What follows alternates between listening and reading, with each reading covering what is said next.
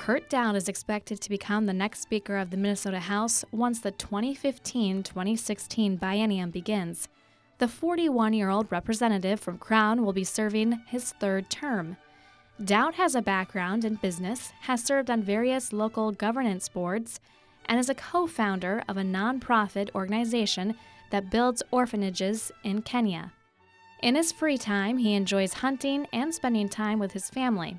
The Speaker-designate sat down with us before session to speak about his priorities. Speaker-designate Daudt, thank you very much for joining us here today. No problem. I'm happy to join you. Can you describe the type of leader you hope to be, and what will your priorities be this session?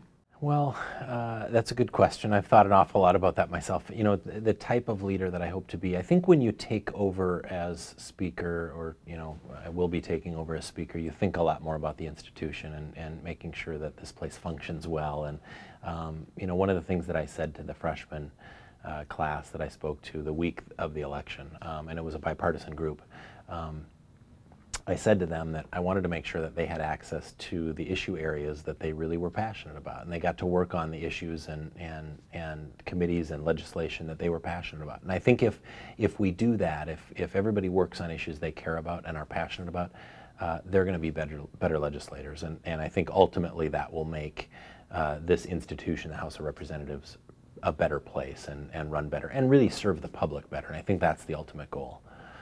So I hope that, you know, I hope that 10 years from now, when I'm gone and nobody remembers who I am, the legacy that I've left here is that people maybe think differently about how we approach problems. And I've really talked an awful lot to everybody about refocusing on the actual problems that Minnesotans care about instead of putting the solutions before the problems. And I think that's one of the biggest frustrations I have with the way that the House of Representatives operates. We get 201 legislators that show up on the first day of session and they introduce their solutions in bill format, and then they spend the next 5 months convincing you that their solution is the answer to your problem, when nobody really organically sits around a table and analyzes the problem from every angle and looks at every possible solution and then picks the one or a combination of solutions that really does the best job of solving the problem and serving Minnesotans at the same time. So I hope that I can get legislators here in the House to just think a little bit differently and refocus on the problems and the problems that Minnesotans care about. Some consider the Speaker of the House to be the second most powerful position in state government in Minnesota after the governor. What does this new responsibility mean to you? Well, you know, it is, and I've heard people say that. I actually don't think of myself any differently, or you know, I know that the position brings a great deal of responsibility, but to me, I look at it in the perspective that it brings a great deal of opportunity. An opportunity for me to maybe, as I said, change the way that we think about the problems and how we relate to the public here at the Capitol, but also an opportunity for me to you know, impact people's lives in the way that I see, you know, best. But really, you know, it isn't all about what I want to do. It's about making sure that folks here have the access and ability to work on the issues they care about. A good leader doesn't have every answer. A good leader draws the best ideas out of everybody who's involved, puts those on the table, and facilitates a process that we really put implement or pass into law the best ideas. And that's really what I look to do. With Speaker Thiessen being elected by the DFL caucus as minority leader, and you two essentially switching roles, in what ways will your relationship change? It's interesting. I don't know. I haven't really seen that it has changed all that much. I think we have a pretty good relationship. I think we understand that we don't always agree on everything, obviously, but we do respect each other, and I think we know that we can trust each other. Neither one of us has done anything to, you know, kind of betray that trust with the other. And I think we both have an appreciation for the institution. And understanding that, yes, while we may disagree on issues, our roles is to make sure that this institution functions in a way that we can have that public debate, and while we may disagree, ultimately we're going to pass legislation that's going to get signed into law, hopefully, and that will be, you know, our ability for this body to kind of represent its constitutional duty in the way state government works. It is interesting, I think, the fact that he has been Speaker. I don't think we've had a Speaker go to Minority Leader for quite some time. I don't know when the most recent time that happened was, but it is a little bit interesting. He has more experience in my current job, than I do. He also has been Minority Leader before, so he's revisiting that role, and it's something that I think is familiar to him. So, obviously, it'll be interesting to see how the session unfolds and how we interact and get along with each other. But we have a good relationship, and I expect that will continue. What are your caucus's top priorities for the 2015 legislative session? Well, I think we want to kind of refocus on making sure that we're solving the problems that Minnesotans care about, and really doing our best job at representing all Minnesotans, not Minneapolis and St. Paul, not just the suburbs, not just Greater Minnesota, but all Minnesotans, and so we want to make sure that all of those perspectives are represented in the solutions and the ideas and the process to come up with those solutions. But the main issue areas I think that we want to focus on, number one, is Minnesota's economy. Since the recession, obviously Minnesota's economy has been recovering, but I think that recovery has slowed in recent years, and unfortunately Minnesotans haven't seen the wage growth and the wages come back. I think they're still making quite a bit less than they did before the recession. Data shows that. So we want to make sure that we're creating an environment where job creators can create more jobs and more better paying jobs that we know Minnesotans want and need. So that'll be one of our top priorities. We also want to tackle some problems that have been plaguing the state for a number of years. One of those being the achievement gap in K-12 education. Basically, minority and lower income students aren't getting the same education that white middle and higher income students are getting in many schools in Minnesota. We have the highest achievement gap, or second highest, depending on when you look at the data. We have the highest or the second highest achievement gap in the country. I think that's a disgrace, and I think that's a problem that we can solve in a bipartisan fashion. So we're going to roll up our sleeves and really make an effort to impact those kids' lives and really make sure that every Minnesota student gets the world-class education they deserve. Another problem is funding for nursing homes. Our senior citizens are absolutely a treasure in our society, and we need to show them the respect that they deserve.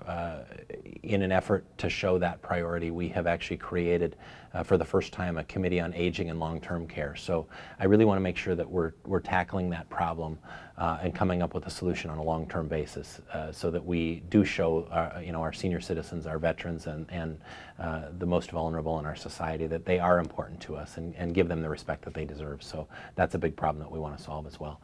Transportation funding, I think, is going to be a big issue in the upcoming session. Our caucus is really committed to making sure that we're prioritizing taking care of our road and bridge infrastructure. It's the main form of transportation for 95+% of Minnesotans. We want to make sure that we're taking care of that first before we're biting off more than we can chew in other forms of transportation. So we're going to make sure that we make that a priority as well. And then lastly, we want to also tackle the MNsure and the reforms that we think are necessary on MNsure, I should say. Democrats made some pretty big reforms to health care and in the last couple of years, and there have been some big problems with that. So we want to make sure that we're dealing with that and making sure that we're providing Minnesotans with health care coverage that they can afford, and basically that gives them access to the doctors and hospitals and clinics that they want. So we need to make sure that we're honoring their ability to afford the health coverage and also have the choice that we know they want. And who's providing that coverage to them. So if we focus on that, I think we can solve that problem in a bipartisan fashion as well.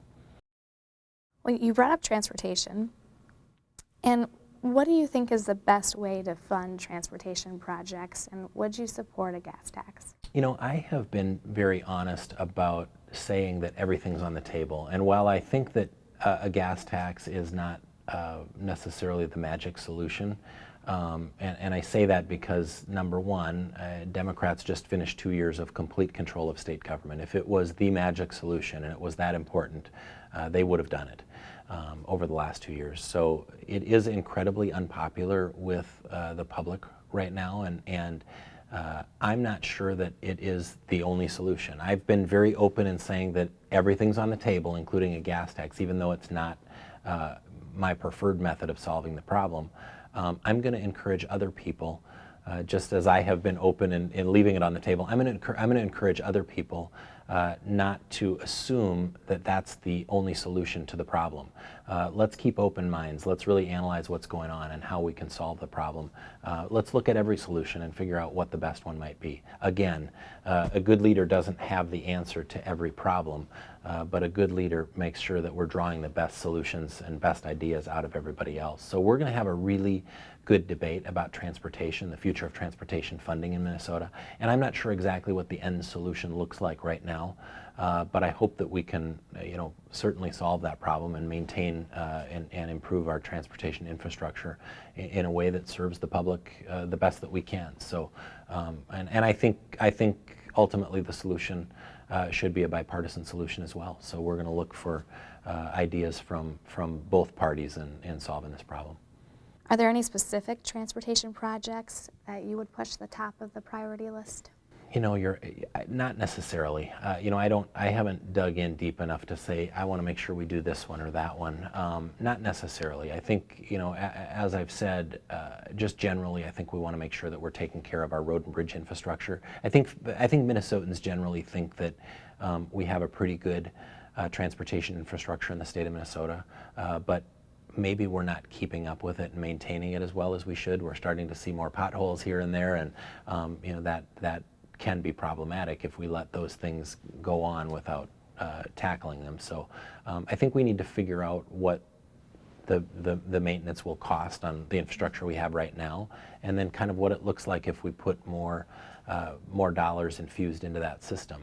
And what that buys. I think we also need to look at efficiencies in MnDOT and how we administer those transportation dollars to figure out if, basically to ensure that we're spending every dollar as efficiently and as effectively as possible. And I think, frankly, we need to do that across all of state government, but I think maybe transportation can be the place that we really start with a refocus on making sure that we're spending every dollar as effectively as possible.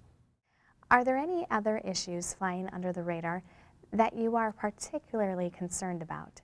I don't know. There's always seems to be a couple of issues that pop up every session that seem to catch the media's attention and catch the public's attention. I don't know what they'll be this session. One of them that I think has gotten a lot of attention in the last couple of years is this, whether or not we should allow Sunday liquor sales.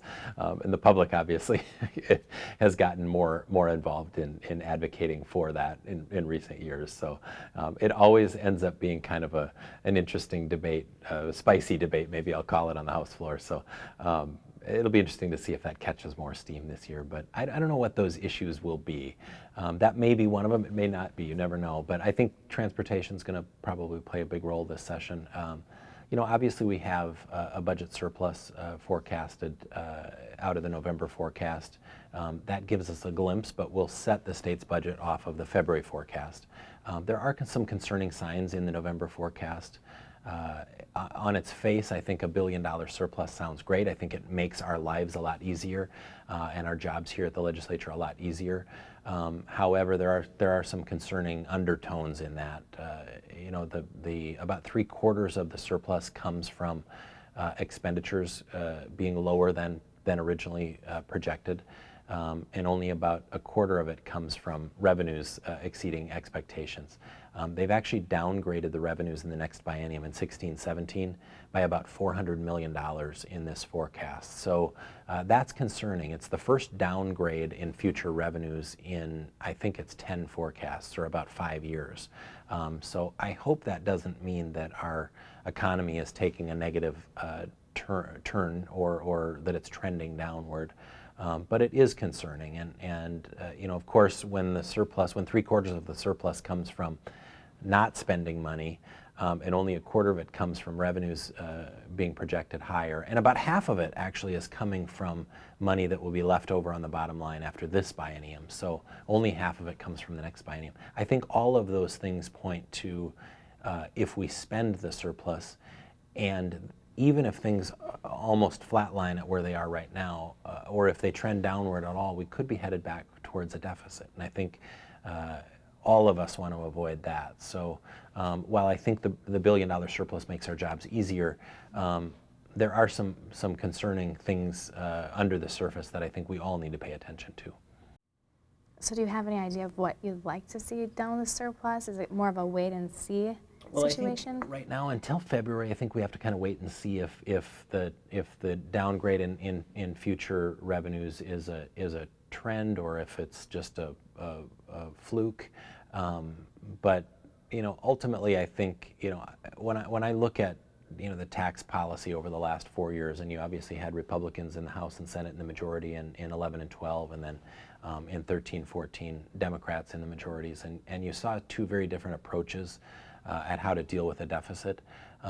One was don't increase taxes and balance the budget without increasing taxes. What we saw when we did that was extreme economic growth in the state and a very steep recovery, a good recovery for the state. Fast forward to when the Democrats took over the majorities, and the deficit that they had to deal with was about 1/10 the size of the deficit that the Republicans dealt with 2 years earlier. And their response was, to about a $600 million deficit, raise $2.1 billion in taxes. Well, what we've seen now is that the economic recovery, has really almost flatlined, and we haven't seen the monthly surplus in revenues that we had seen in that previous biennium. So I think very basically, I think we need to take a look at where the state's revenue comes from, and it comes for the most part from two places. Income tax and sales tax. And to me what that says is that what we need for Minnesota's budget to be successful and for us to have more revenue, we need one simple thing. We need Minnesotans to make more money. And if Minnesotans make more money, they're going to pay more in income tax, they're going to have more money in their pockets, and they're going to pay more in sales tax when they buy goods and services. And the state will see more revenue. To me, the answer is very simple. And I think it helps everybody. It helps the state and it helps Minnesota families. Let's figure out how to get Minnesotans the better paying job opportunities that we know they want and need. And I think that will solve all of our problems. What areas of bipartisan cooperation can be reached given Minnesota's newly divided government? Well, I think we do have some opportunities. I think a couple of the areas that I talked about would be great opportunities for bipartisan cooperation. Number one, solving the achievement gap. This problem, for the most part, takes place in districts that are represented by Democrats. But it's still a problem that I care an awful lot about, because I really feel like we can't let any Minnesota child slip through the cracks without getting the best education that we can give them. Regardless of whether it's in a district that I represent or a Republican represents. We owe it to these kids to make sure that we're doing that. In other states, the education reform movement is very active and it's very bipartisan. In Minnesota, it really hasn't been. And I'm gonna reach out to some Democrats that I think are very passionate about education and specifically about this issue, and I'm going to challenge them to sit around a table and let's really see if we can figure out together what's causing this problem and see if we can come up with a solution. And I think that means that we're going to have to lock the doors and keep the special interests out, because I think there's some special interests in the state that are afraid that we're going to do things to upset the apple cart on teacher tenure or other things, and frankly, that might be what we need to do. That might be the ultimate solution. We need to make sure that we have the best teachers in the classroom. But I think if we focus on the problems and then work together towards the solution, I think that the process will be better. And I think Republicans and Democrats will work a lot better together in that scenario. So I'm going to challenge everybody to do that sort of thing. I also think the long-term care issue, the funding for nursing homes is a big issue, and I think it affects districts that are represented by both Republicans and Democrats, and I really hope that we can work together to solve that as well. Minnesotans have gotten to know quite a bit about you since you first took office in 2010. What is the greatest lesson you have learned about Minnesota? You know, that's really interesting. Maybe I'll say about the institution of the House, or those that I've met and gotten to know while serving here in the legislature. There are really great people on both sides of the aisle that really care a lot about Minnesotans and really want to do what's right. And sometimes our process becomes political and it becomes ugly, and we disagree. But I think the people here are really good, and I think that's true about. I think the legislature is pretty representative, at least from that respect, of all of Minnesotans. I think Minnesotans really are prideful people. They care a lot about Minnesota and making sure that we strive to improve, and we want to make sure that we're giving our kids the best education, and that we've got great paying jobs, and we're taking care of our environment, and all of those things. And I think that's really neat to see, and I think you know, it makes us in the legislature really strive to do a better job as well. Thank you again, Speaker-designate Daudt, for letting us interview you. Thank you.